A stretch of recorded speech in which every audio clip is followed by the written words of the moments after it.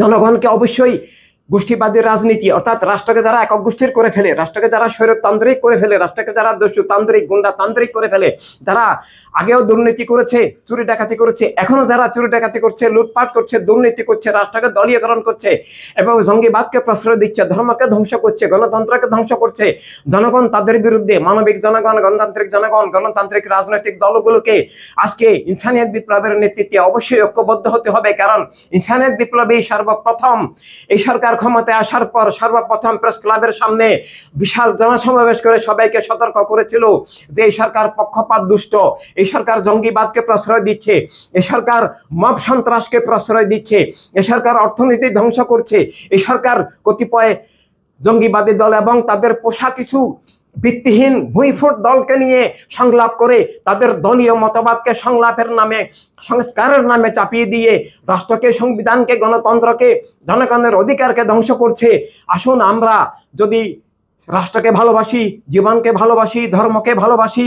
জীবনের স্বাধীনতা ভালোবাসি, গণতন্ত্র চাই, সবার অধিকার নিরাপত্তা চাই, আমরা যদি চাই যে রাষ্ট্র ধ্বংস না হোক, ধর্ম ধ্বংস না হোক, গণতন্ত্র ধ্বংস না হোক, রক্তপাত না হোক, দ্বন্দ্ব সংঘাত সৃষ্টি না হোক, তাহলে আমাদেরকে অবশ্যই মানবতার রাজনীতির ভিত্তিতে, মানবতার রাষ্ট্রের লক্ষ্যে আপেল মার্কায় ভোট দিয়ে রাষ্ট্রকে, জীবনকে, ধর্মকে, স্বাধীনতাকে, জীবনের স্বাধীনতা, নিজেদের রাষ্ট্র, জীবন, ধর্ম, স্বাধীনতাকে রক্ষার জন্য অবশ্যই গণতন্ত্রের ভিত্তিতে, সব দল মতের অধিকারের ভিত্তিতে, নিরাপত্তা, স্বাধীনতা, অধিকারের ভিত্তিতে আমাদেরকে সার্বজনীন মানবতার রাষ্ট্রের লক্ষ্যে ঐক্যবদ্ধ হতে হবে। যে রাষ্ট্র সবার, রাষ্ট্র এক ধর্মের নয়, এক জাতির নয়, এক মতপথের নয়, এক দলের নয়, এক গোষ্ঠীর নয়, কেউ রাষ্ট্রের মালিক এক দল নয়, সবাই জনগণ, সবাই, প্রত্যেকের নাগরিক অধিকার, ভোটাধিকার নিশ্চিত করতে হবে। আর ভোটাধিকার নিশ্চিত করার জন্য ডিজিটাল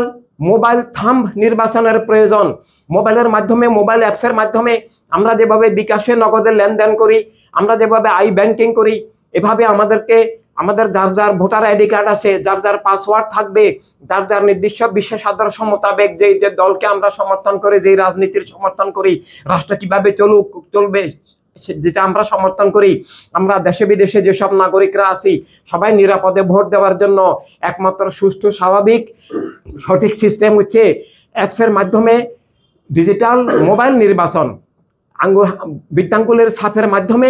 আমরা যদি নিজের মার্কায় ভোট দিতে পারি তাহলেই সবার ভোটাধিকার নিশ্চিত হবে। 1,20,00,000 নাগরিক